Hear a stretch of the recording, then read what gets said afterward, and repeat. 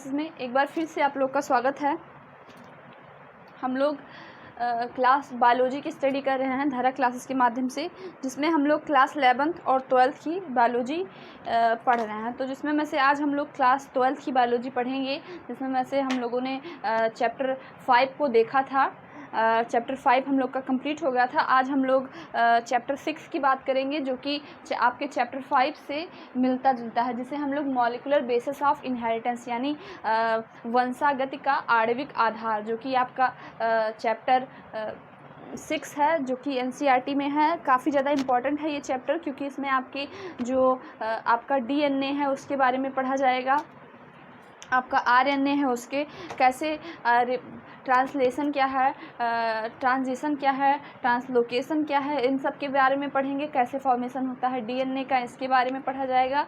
तो ये chapter genetics में इम्पॉर्टेंट हो जाता है। आपके बोर्ड्स में भी इसके क्वेश्चन पूछे जाते हैं, स्पेशली नीट में इसके बहुत ज़्यादा क्वेश्चन आते हैं। कम से कम एक ही चैप्टर से 4-5 से 6 क्वेश्चन आ जाते हैं। ये बहुत ज़्यादा इम्पॉर्टेंट हो जाता है। जैसे बायोकेमिस्ट्री में जो बच्चे बायोकेमिस्ट्री से आगे स्टडी करेंगे उनके लिए ये चैप्टर और ज़्यादा स्टडी हो जाता है, क्योंकि इसमें जो आपका जेनेटिक मटेरियल है उसकी स्टडी बहुत माइक्रो लेवल पर की जाती है। तो हमारा जेनेटिक मटेरियल होता क्या है, ऑब्वियसली हम उसकी बात करेंगे। तो हमारा जो जेनेटिक मटेरियल होता है वो जो हम लोग हैं उनमें क्या होता है, तो हमारा जेनेटिक मटेरियल होता है डीएनए। तो हम लोग डीएनए की स्टडी करेंगे। कुछ में एक्सेप्शन है, जैसे टीएमबी हो गया, जो आपका टैबेको मोज़ेक वायरस है, या कुछ वायरस बैक्टीरिया ऐसे होते हैं जिनमें कि जेनेटिक मटेरियल डीएनए ना होके आरएनए होता है। तो आरएनए भी कुछ जगह पे जेनेटिक मटेरियल की तरह वर्क करता है, और डीएनए तो आपका करता ही है। तो हमारा जेनेटिक मटेरियल क्या है, तो डीएनए है। फिर डीएनए होता कैसा है, तो ये हेलिकल जैसे जो आपकी सीढ़ी होती है उसको ट्विस्ट कर दो, उसी नुमा संरचना होती है। इसमें आपकी 2 बैंड होती हैं। तो इन सब की स्टडी हम आगे करेंगे। सबसे पहले इसका फुल फॉर्म जान लेते हैं। जो आपके बोर्ड में ये क्वेश्चन 72 या 72 से 7 जब मैंने पढ़ा था तो 72 बार पूछा गया था, अभी मैंने हाल में देखा नहीं। तो ये जो डीएनए का फुल फॉर्म है ये आपके बोर्ड्स में 75 बार पूछा गया है कि what is the full form of DNA. तो ये जानना बहुत ज़रूरी है। वैसे भी नेचुरली सब लोग पूछ लेते हैं कि डीएनए का फुल फॉर्म क्या होता है। तो याद रखिएगा, डीएनए का फुल फॉर्म क्या होता है, डीऑक्सीराइबोन्यूक्लिक एसिड। ठीक है, डीएनए का फुल फॉर्म क्या होता है, तो डीऑक्सीराइबोन्यूक्लिक एसिड। फिर आरएनए पे आते हैं कि फुल फॉर्म ऑफ आरएनए क्या होता है, तो आरएनए का फुल फॉर्म होता है राइबोन्यूक्लिक एसिड। इसका होता है डीऑक्सी, क्योंकि उसमें डीएनए है तो इसीलिए डीऑक्सीराइबोन्यूक्लिक एसिड, और इसमें राइबोन्यूक्लिक एसिड। ठीक है, तो हम लोग डीएनए का फुल फॉर्म जान लिए। फिर जो डिस्कवरी थी वो किसने की थी डीएनए की, तो सटन और बवोरी नामक 2 साइंटिस्ट थे जिन्होंने डीएनए की स्टडी की थी। तो डिस्कवरी की थी डीएनए की।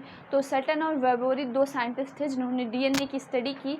ये काफ़ी ज़्यादा एसेंशियल हो जाता है आपके जेनेटिक्स में, आपके जो आपका जेनेटिक मटेरियल होता है उसके बेसिस पे, क्योंकि जो जेनेटिक्स होती है वो काफ़ी ज़्यादा आपके जो इन फ्यूचर स्टडीज़ होती हैं उसमें काफ़ी ज़्यादा वैल्यूबल होती हैं। तो जो आपका न्यूक्लिक एसिड है, सबसे पहले डीऑक्सी न्यूक्लिक एसिड, तो इसमें आता है आपका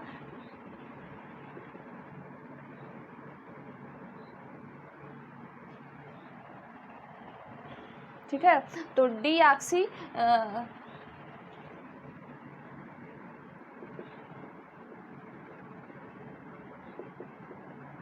जो आपका डीएनए का फुल फॉर्म है डीऑक्सीराइबोन्यूक्लिक एसिड। फिर आपका आरएनए का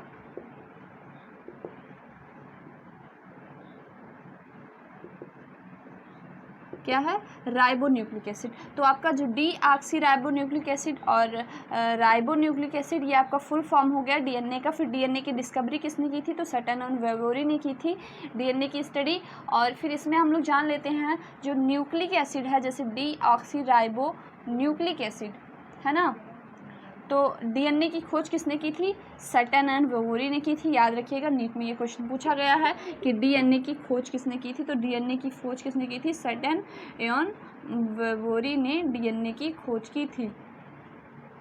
और फिर ये पूछा जाता है कि न्यूक्लिक एसिड की खोज किसने की थी, तो न्यूक्लिक एसिड की खोज किसने की थी, अंडमान ने न्यूक्लिक एसिड की खोज की थी। आपके अंडमान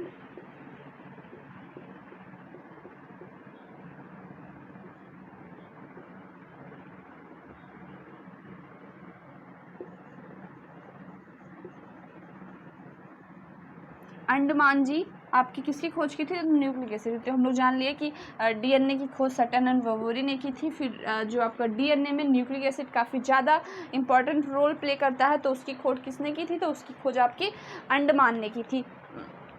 ये और फिर जो आपका न्यूक्लिक एसिड है तो उसका नाम जो नेमिंग थी वो अंडमान ने की थी, खोज नहीं की थी अंडमान ने। अंडमान हाँ न्यूक्लिक एसिड की खोज तथा नाम रखा।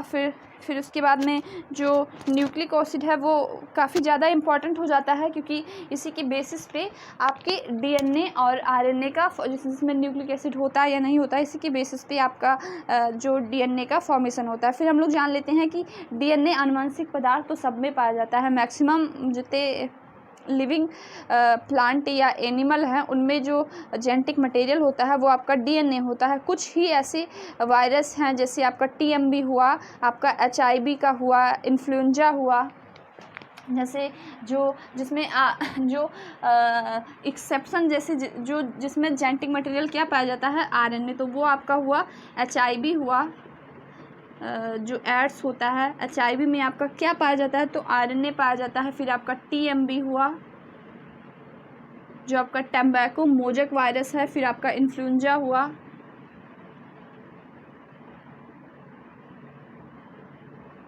ठीक है, जो आपका एचआईवी हुआ, और आपका टीएमबी यानी टैम्बैको मोजक वायरस, एचआईवी, फिर आपका हुआ, फिर आपका इन्फ्लुएंजा हुआ। तो इन सब में आपका जेनेटिक मटेरियल डीएनए ना होकर इन सबका जेनेटिक मटेरियल क्या होता है, तो आरएनए होता है। याद रखिएगा, ये पूछा जाता है कि जेनेटिक मटेरियल आरएनए किस में होता है। तो जेनेटिक मटेरियल आपका जैसे एग्जाम्पल वायरस और कुछ बैक्टीरिया होते हैं जिसमें आपका जेनेटिक मटेरियल होता है। तो टीएमबी में और एचआईवी वायरस में, टीएमबी में, और फिर जो इन्फ्लुएंजा रोग जो काज करता है उसको इन्फ्लुएंजा में आपका क्या पाया जाता है, तो आनुवंशिक पदार्थ जो आपका जेनेटिक मटेरियल है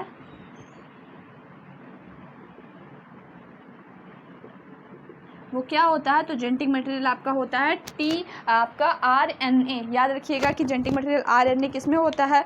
फिर आएंगे कि जो आपका डीएनए आनुवंशिक पदार्थ होता है ये सटन और वोवोरी ने कब बताया, तो ये भी याद रखिएगा कि जो डीएनए आपका आनुवंशिक पदार्थ होता है वो सटन और वोवोरी ने 1902 यानी 1902 ईस्वी में ये बताया कि जो आपका जो जेनेटिक मटेरियल होता है वो डीएनए होता है।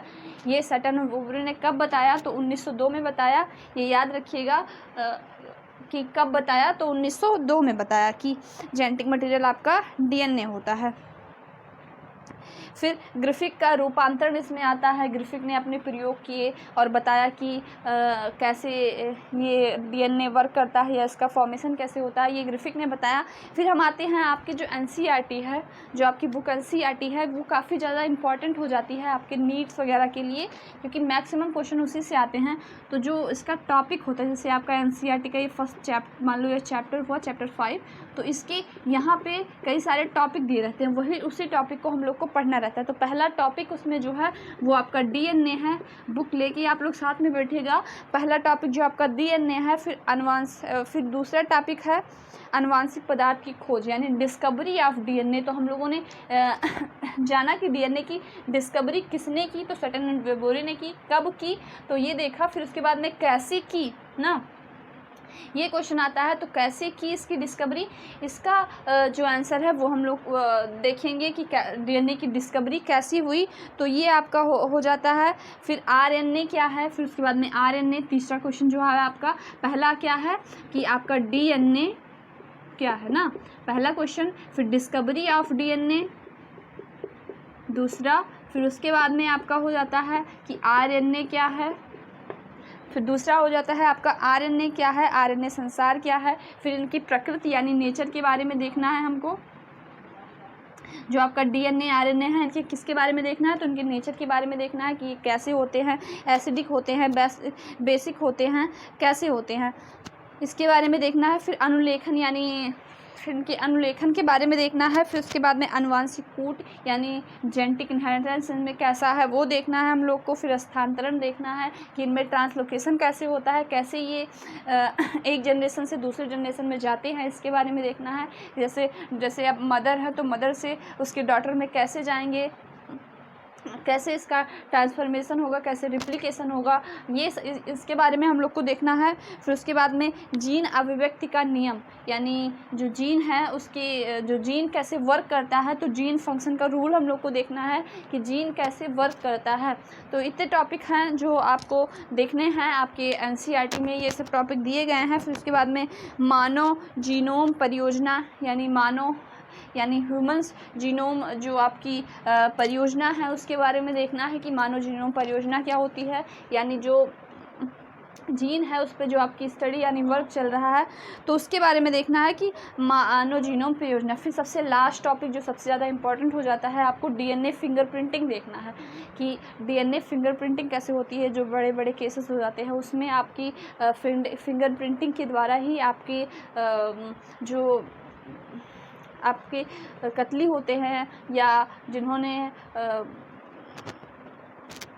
दुष्कर्म किया होता है उनको हम लोग पता लगाते हैं, तो किसके माध्यम से, तो वो आपका जो होता है वो क्या होता है, तो डीएनए फिंगरप्रिंटिंग, इसके बारे में भी पढ़ना है। तो ये चैप्टर काफ़ी ज़्यादा लार्ज हो जाएगा और काफ़ी ज़्यादा डीप में हम लोग को पढ़ना है। तो आज हम लोगों ने देखा कि डीएनए का फुल फॉर्म क्या होता है, डीऑक्सीराइबोन्यूक्लिक एसिड। फिर इसकी डिस्कवरी किसने की थी, तो उसकी डिस्कवरी सटन एंड वेबोरी ने की थी। फिर न्यूक्लिक एसिड की डिस्कवरी किसने की थी, तो न्यूक्लिक एसिड की डिस्कवरी जो थी वो किसने की थी, तो अंडमान ने न्यूक्लिक एसिड की डिस्कवरी की थी। फिर सटन और वेबोरी ने कब की थी, तो 1902 में की थी। फिर डीएनए का फुल फॉर्म और एनए का फुल फॉर्म।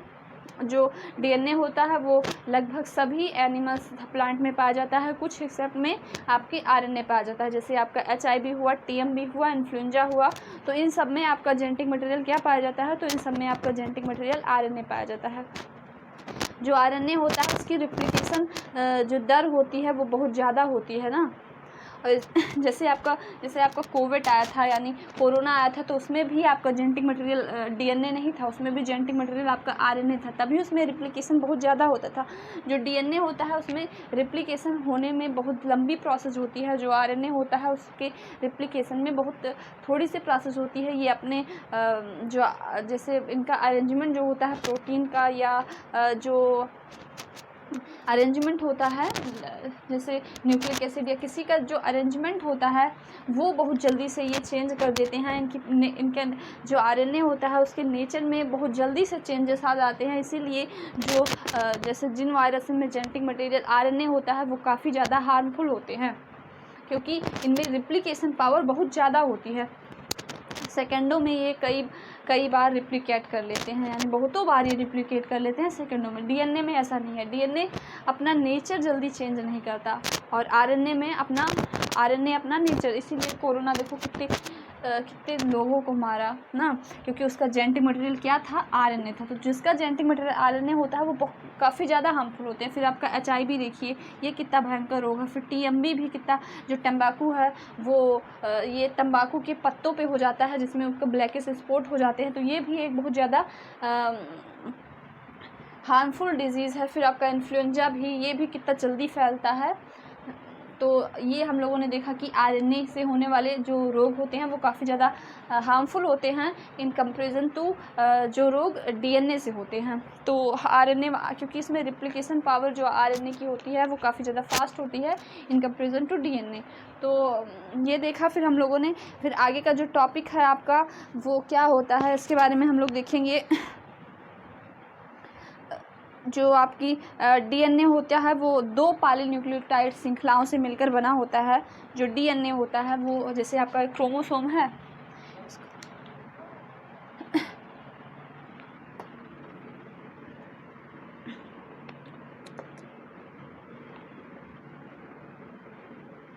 तो डीएनए आपका कुछ इस तरह से होता है, डबल हेलिकल मॉडल के जैसे।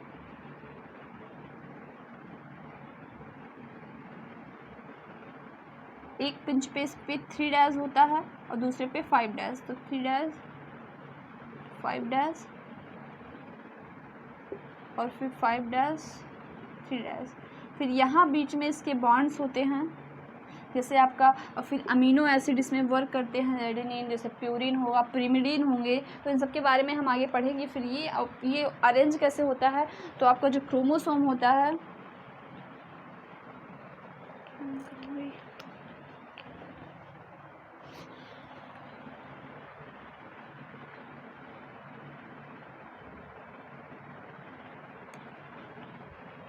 ये अरेंज कैसे होता है ये देख ले। तो ये जो आपका क्रोमोसोम होता है, जैसे ये क्रोमोसोम हो गया, ये इसका क्या हो गया, तो ये इसका सेंट्रोमियर हो गया, ये इसकी सिस्टर क्रोमेटिड्स हो गई।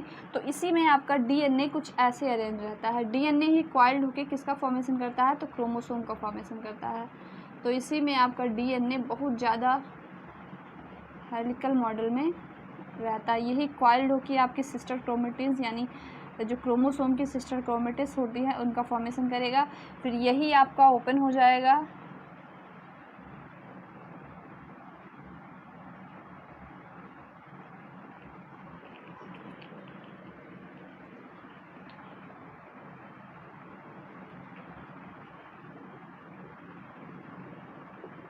फिर इसमें जो अमीनो एसिड वाले बॉन्ड्स होते हैं, जैसे जो बॉन्ड AG या C और G के बीच में जो ट्रिपल बॉन्ड होता है, ये कैसे बनता है इसका फॉर्मेशन। फिर A और जो C के बीच में T के बीच में बॉन्ड होता है उसका फॉर्मेशन कैसे होता है, इसके बारे में देखेंगे हम लोग। जो डबल बॉन्ड होगा कुछ जगह पे आपका डबल बॉन्ड होगा और कुछ जगह पे आपके ट्रिपल बॉन्ड होंगे। जो आपका C और G के बीच में आपका ट्रिपल बॉन्ड होता है यानी साइटोसिन और ग्वानिन के बीच में, और जो आपका A और T है यानी एडेनिन और थायमिन है इसके बीच में डबल बॉन्ड होता है।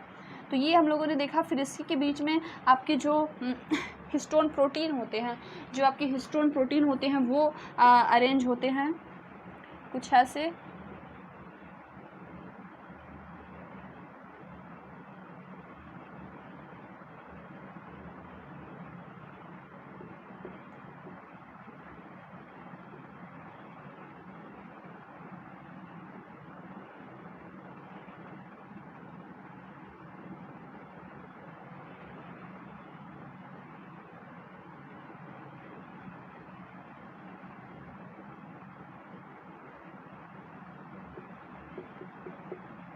डीएनए कॉइल्ड मास हो के किसका फॉर्मेशन करता है, तो ये डीएनए ही आपके यहाँ पे आपका हिस्टोन प्रोटीन होते हैं। जो हिस्टोन प्रोटीन होते हैं वो भी 4 टाइप के होते हैं।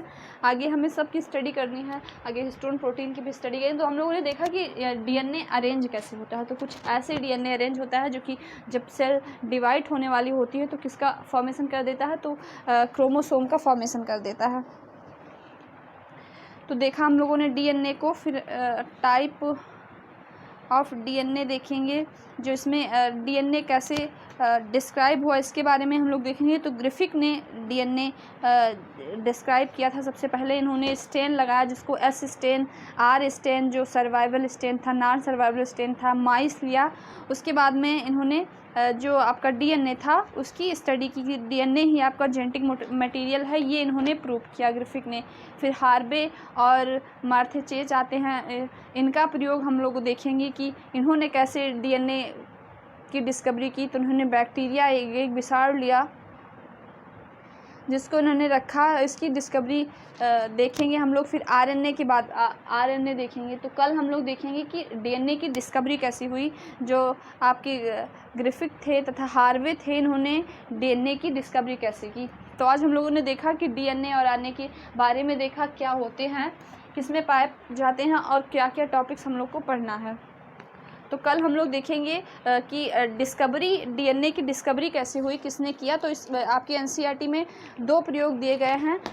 ग्रिफिक का प्रयोग एक है जो कि ग्राफिकल प्रयोग है, फिर उसके बाद में हार्वे का प्रयोग है। तो ग्रिफिक और हार्वे का प्रयोग कल हम लोग देखेंगे।